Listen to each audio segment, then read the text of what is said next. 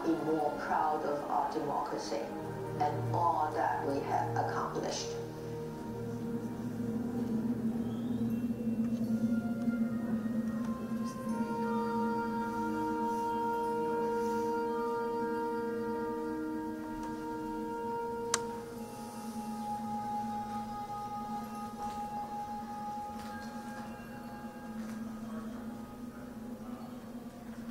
Character that is doing the right thing when no one is looking.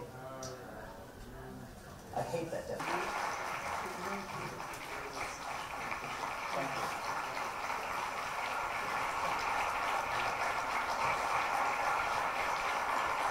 you. It was a great pleasure that I joined you all at the 16th Annual Halifax International. I am honored to receive this award, and for years this forum has brought together distinguished experts and officials to discuss the more pressing at this critical time and to take part. And one of these challenges is adapting to the fast-changing global landscape. These means external forces take advantage of the free and open information. It can help authoritarians achieve their ultimate goal by causing people to consequences. To enhance domestic resilience, democracies must engage diverse stakeholders between like-minded countries. I believe that if we all come together, our collective response to national cooperation in conflict resolution, as well as addressing potential future conflicts. To accomplish this, we need more cooperation among democracies, the kind of unity that is so important in our effort to deter threats to our security and democracy. It's fundamental to safeguarding our democracies and maintaining international order. That is why our continued support for Ukraine. Thank you. Thank you.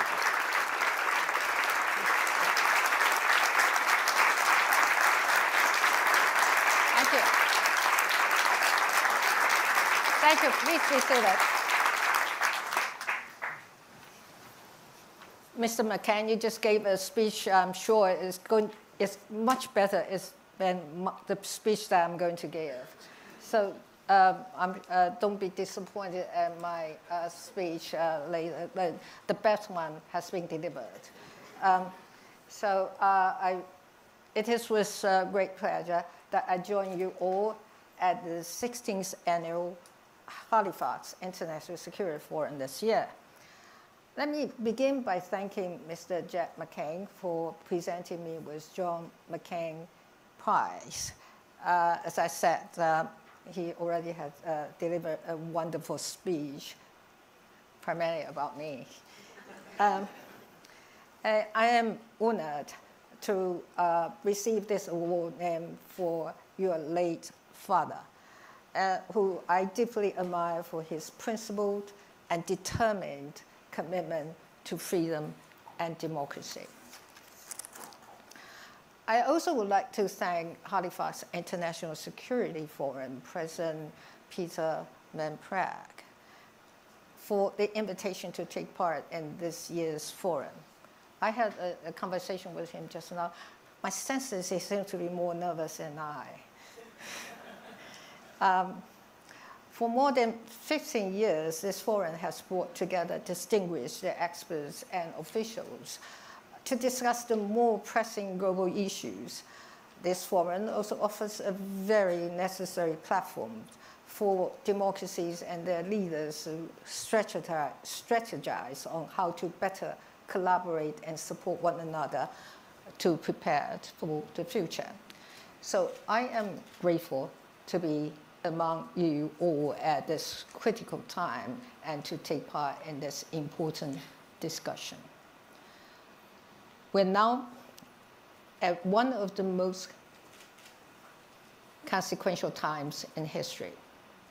At this moment, democracies and rule-based world order are facing some of their greatest challenges. And one of these challenges is adapting to the fast-changing global landscape. We overcame the COVID-19 pandemic, but this epidemic brought fundamental changes to the world. Changes in how we communicate and even the way we work and have meetings. It also caused a serious economic downturn. Factories, manufacturers, and the service and travel industry were greatly affected, and some are still in recovery. We're also experiencing what experts call the super year of elections. Half of the world's population in 72 countries have been going to the polls to elect their leaders. Military intimidation, information manipulation, and cognitive warfare, Taiwan jump-started this year with its national election. And we just witnessed a very competitive election in the United States.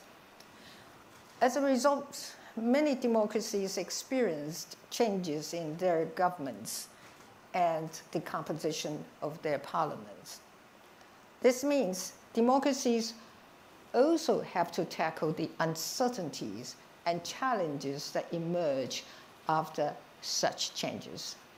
And that requires wisdom from their leadership, time, and effort.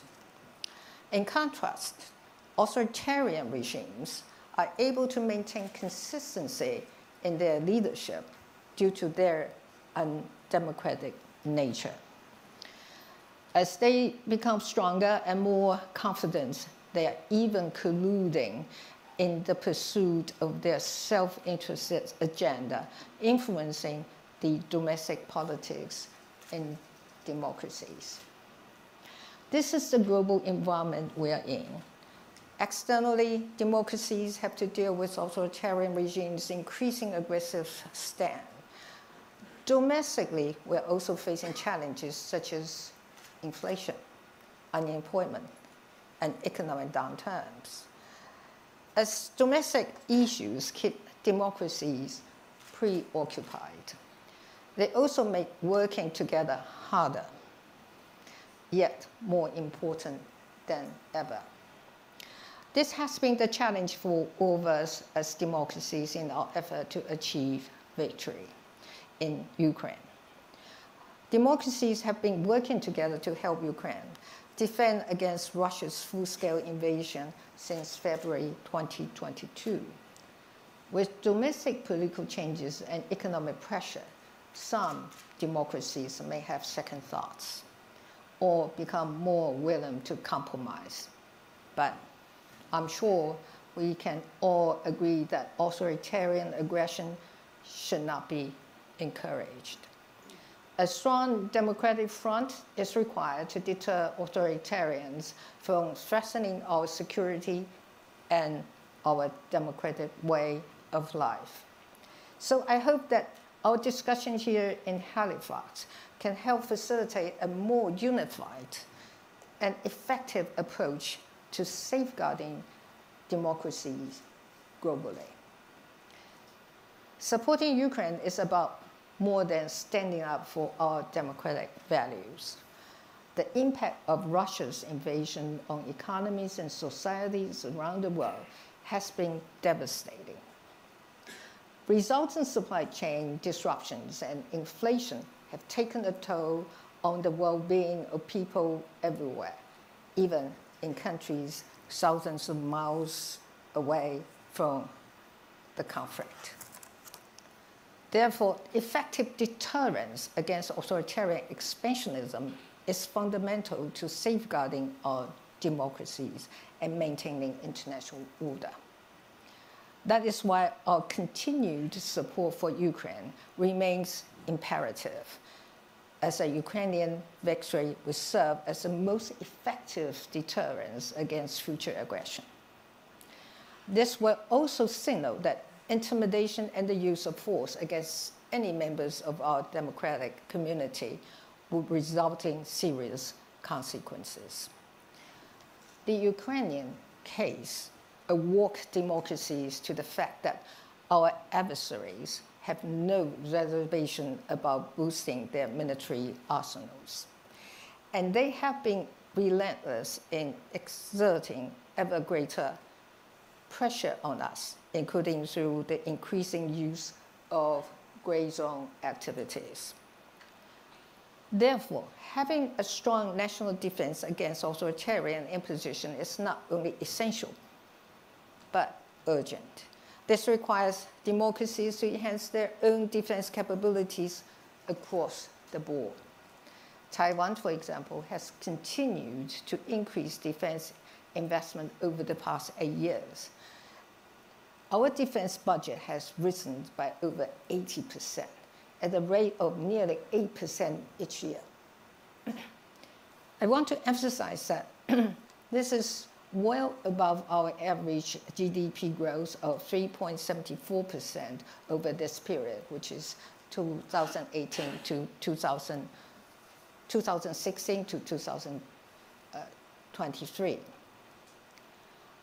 This also represents a historically high level of investment for Taiwan and the most organized and systemic defense investments we have conducted.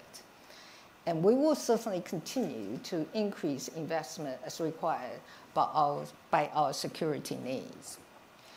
In addition to investment in traditional platforms such as combat aircraft, Taiwan has made hefty investment in asymmetric capabilities, including missiles, especially mobile land-based anti-ship cruise missiles.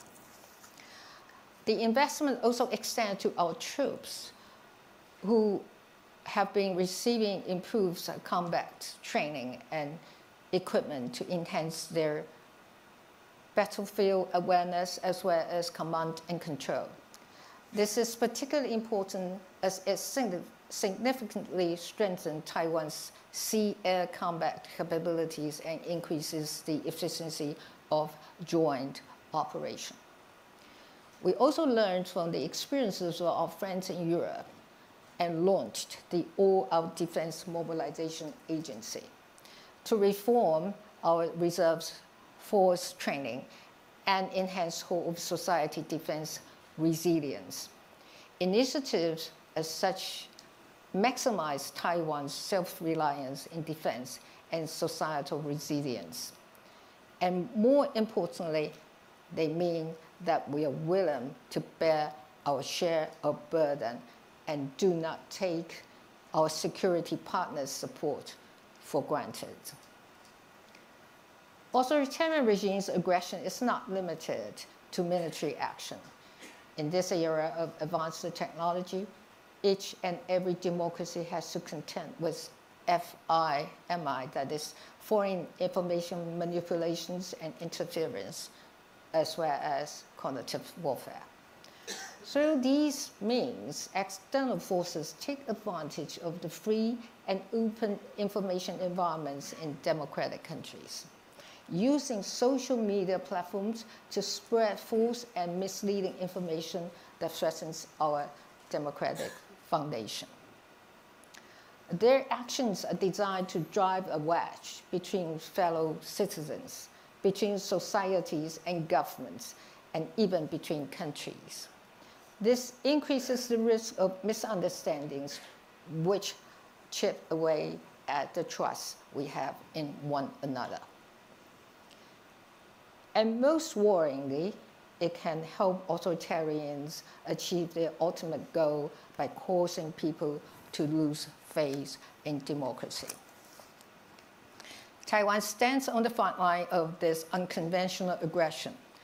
To manage the risk of cognitive warfare, we are enhancing government strategic communications and information resilience across our society. However, with the rise of AI technology, cognitive warfare is becoming less restricted by language or national borders. It is now easier than ever to infiltrate society through information campaigns that can have dire consequences. Throughout this global year of election, democracies have faced cognitive interference campaigns with increasingly harmful consequences. To enhance domestic resilience, democracies must engage diverse stakeholders, including the business community, local governments, civil society, and the media. It is through collaboration and information sharing that we can build a fortress against authoritarian intrusion. More broadly, the global nature of this threat means that the best way to address it is through close cooperation between like-minded countries. I believe that if we all come together, our collective response will make our democratic system even stronger and more appealing, while overcoming authoritarians' attempt to expand their influences. To conclude, I want to stress that in such an international world facing so much uncertainty, it is important to foster international cooperation in conflict resolution, as well as addressing potential future conflicts. To accomplish this, we need more cooperation among democracies, and we need to be more unified than authoritarians. Here, I want to thank those in the international community who have voiced the support for peace and stability across the Taiwan Strait.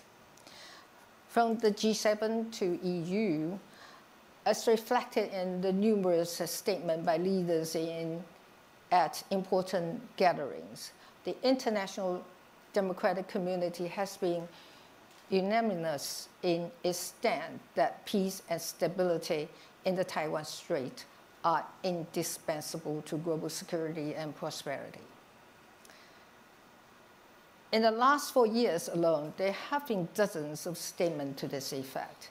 This goes to show that there is a broad consensus on the need to ensure peace and stability in the Taiwan Strait and to support freedom and democracy globally.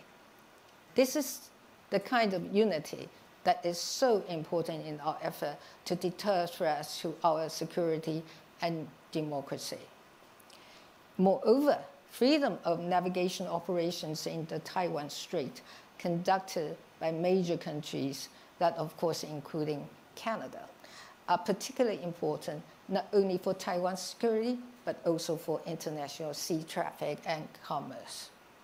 We're grateful to all our international partners who are paying close attention to security in our region and working collectively to ensure its stability.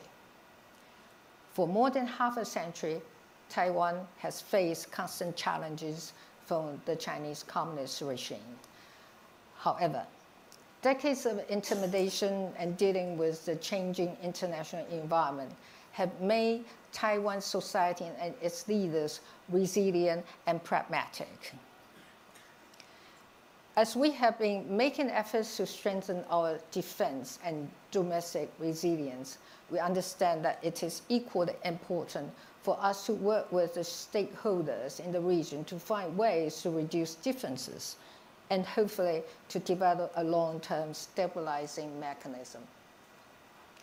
Taiwan looks forward to being joined by those who share the same desire and value in this important endeavor. And I am so pleased that the Halifax International Security Forum is planning to hold its first event in Taiwan next February.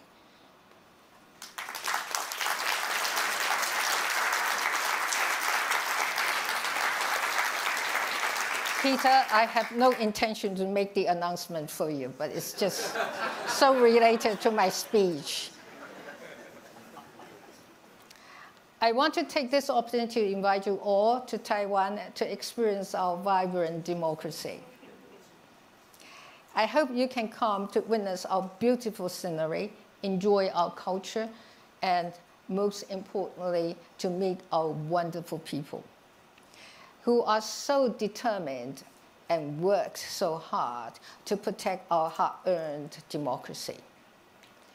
So, see you in Taiwan in a few months' time. Thank you.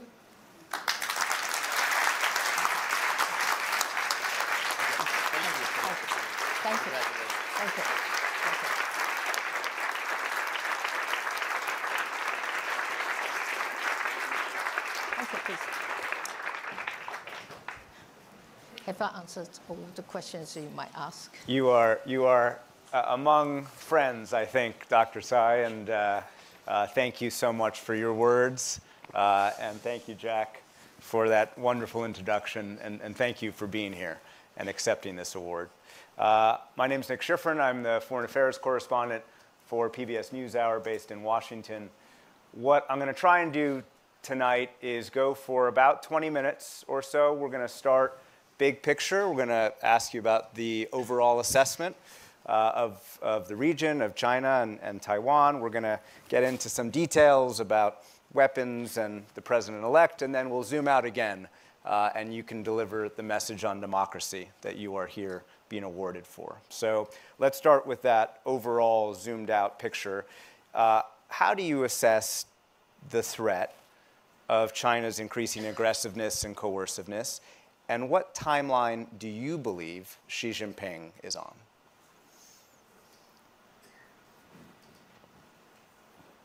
The timelines have been has been an issue that is widely discussed among experts and governments. We have all sorts of timelines. The shortest one, the most recent one, will probably be 2027, and nobody would guarantee that there will be something that happened by then. But there are others who may have a longer time frame for the possible happening of a conflict. But we can, as leaders, or we just cannot guess, and we have to get ourselves prepared. So when we're facing with issue like this, we're using several timelines to make our preparation in stages. So this is what we're doing now, and we try to be as best prepared as possible. So we'll talk about Taiwan preparations, we'll talk about American preparations, but I think it's also important to ask, when we're thinking about this overall assessment, this wide-angle lens right now, for you to explain how has the Taiwanese population shifted since Hong Kong and Ukraine? Well, I think the Hong Kong situation, especially in the year, it was 2019, the event there has reminded the Taiwanese that, we just cannot be too optimistic about people that may have an intention to take over Taiwan. So,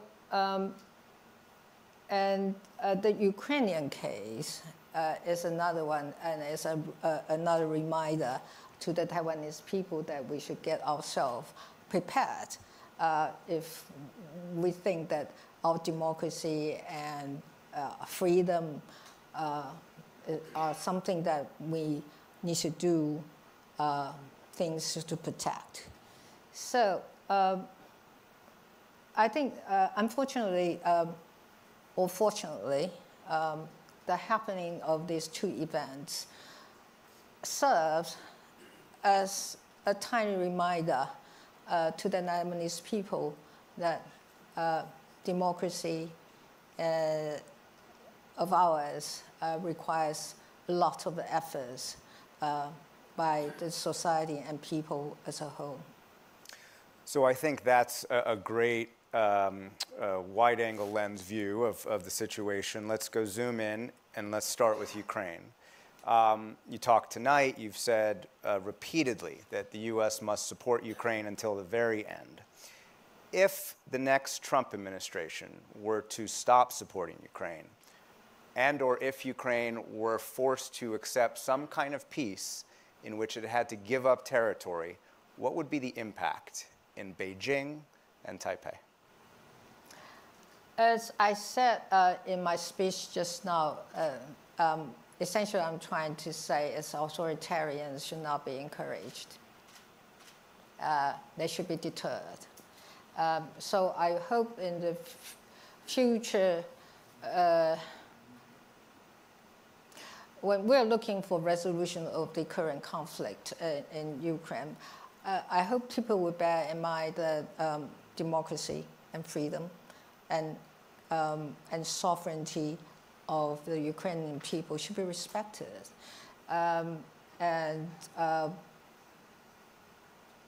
Any proposal for resolution has to be agreed by the Ukrainian people.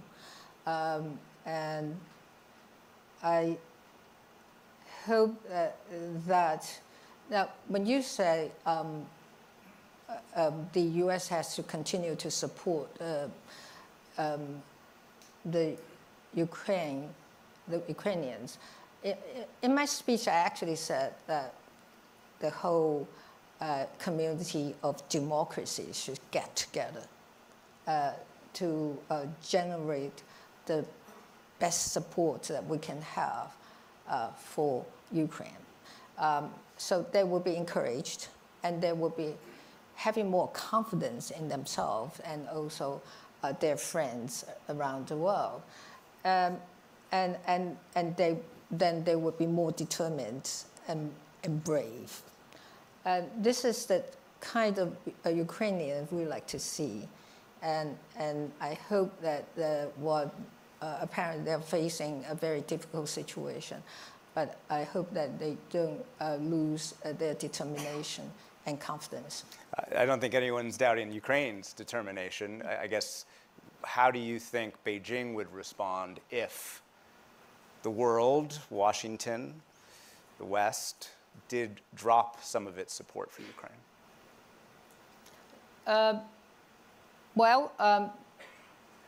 Of course, people would argue that this was, if too much compromise is made in the case of Ukraine, I'm sure people would tend to think that the potential aggressors would be encouraged.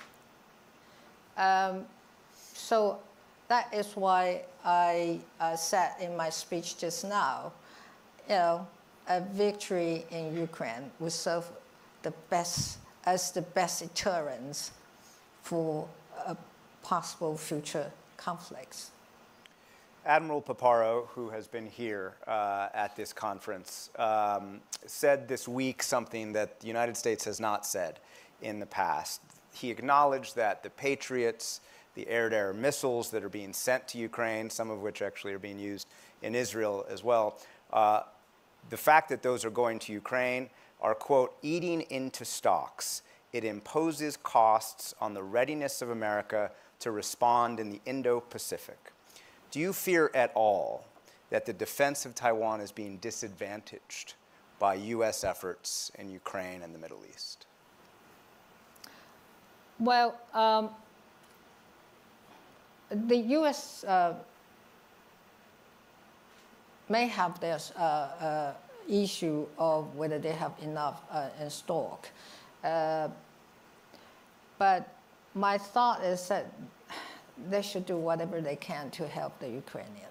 We still have time to prepare for ourselves with the rest of the world. So it's important that the United States continue these weapons to Ukraine, even if, as Admiral Paparo admitted, there might be a little less readiness. As I said, we still have time.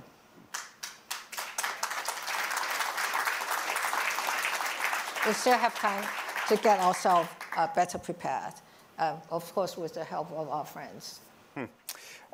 You raised gray zone maneuvers by Beijing, and I wonder if you could tell the audience, are you more worried about a Chinese invasion or a Chinese blockade?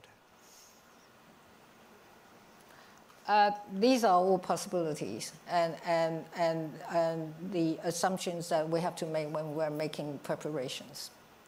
Well, I ask because much of deterring Beijing, as you have talked about extensively, is about imposing costs or convincing them that they would face costs regardless of what choice of the two that they make.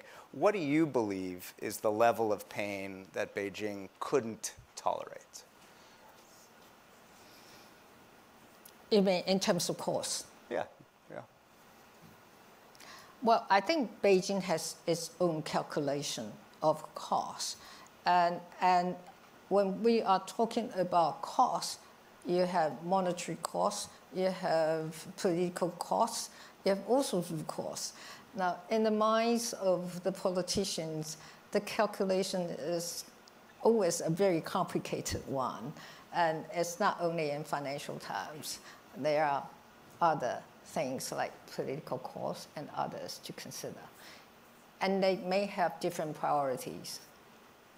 You're using plural. I think the focus would be on one man, Xi Jinping, and his assessment of cost. Do you care to share your assessment on what he might consider too costly? Well,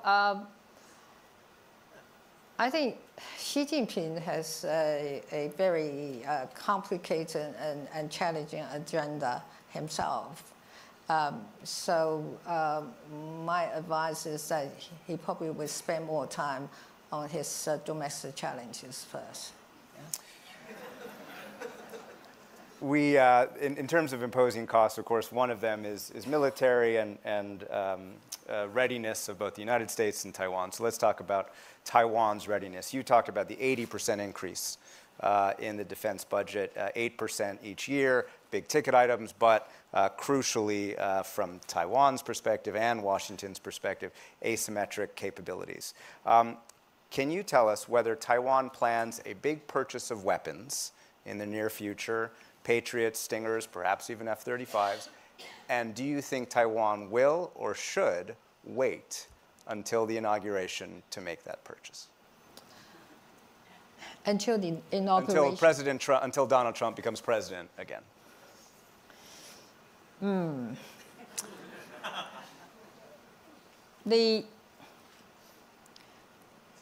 I sort of responded to your question in my speech. I said we will continue our investment, continue to invest in our defense as required by our security needs. Yes. So that means that you do need to have a constant assessment of what your security needs are. And then you make a decision as to what sort of weaponry, to what extent, or in what sort of volumes that you need to purchase. And what is most important is that whether you would find someone who is so willingly to provide that weaponry to you. And in the case of Taiwan, we seem to be a very sensitive buyer, and some people may have some hesitation or have to think twice before they agree to sell those weaponries. And the United States seems to be a more generous one.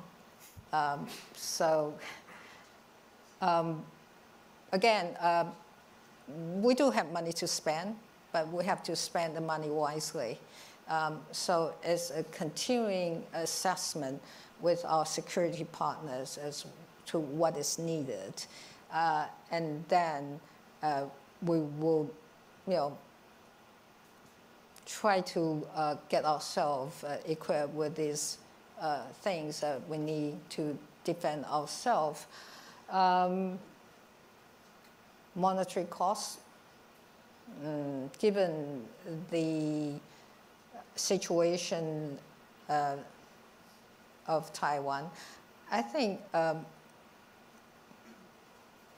we probably can afford it. You can afford a big purchase. Not necessarily big, I mean necessary purchases. President-elect Trump has said quite a few things about Taiwan. I won't repeat all of them because I want to focus on one substantive one that he said to the Washington Post. He said Taiwan needed to boost GDP spending on defense to 10%. Do you think Taiwan should and can it? Well, if our security assessment tells us that we have to increase, then we will increase. But we would have some difficulty of accepting an arbitrary figure. Is there There's a lot of obvious follow-ups there, but I'm not is there a figure that you think is... This is an arbitrary figure. I'm not hinting that. It has to be backed by a very careful calculation of what we need. And do you think there is that calculation in terms of a number? I mean, is there... We haven't done a careful calculation yet. Let me ask about a trend that we see from the United States across the Trump and Biden administrations. Unprecedented steps to support Taiwan. Some of them private, but others in public. And I wonder if you believe there should be any limits on how much support the U.S. shows publicly in order to avoid a response from Beijing. Is there a point where essentially American love, public American love, might become dangerous or excessive?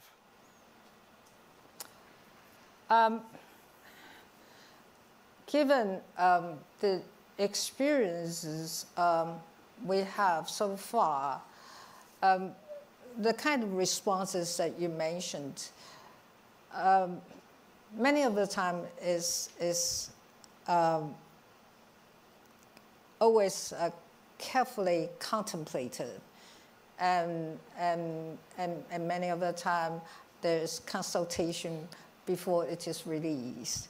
So the kind of worries that you mentioned, I have to admit is a worry, but you don't have to worry too much, because between friends and partners, there are always consultations before a position is announced or made public. So it sounds like what you're saying is there could be worries about it, but so long as Washington and Taipei coordinate, you're not worried. Okay. Yeah, and this has been the practice. I'm running out of time here, so just two quick last ones. There's a conventional wisdom that a slowdown in China's economy is a good thing when it comes to Taiwan's security, because it likely delays any military action against Taiwan. But do you agree with that?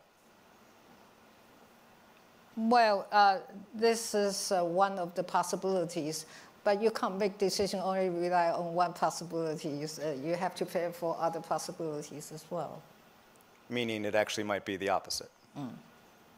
That a downturn in China could actually accelerate it. Yes, a leader has to prepare all the contingencies and make plans to deal with all sorts of possibilities.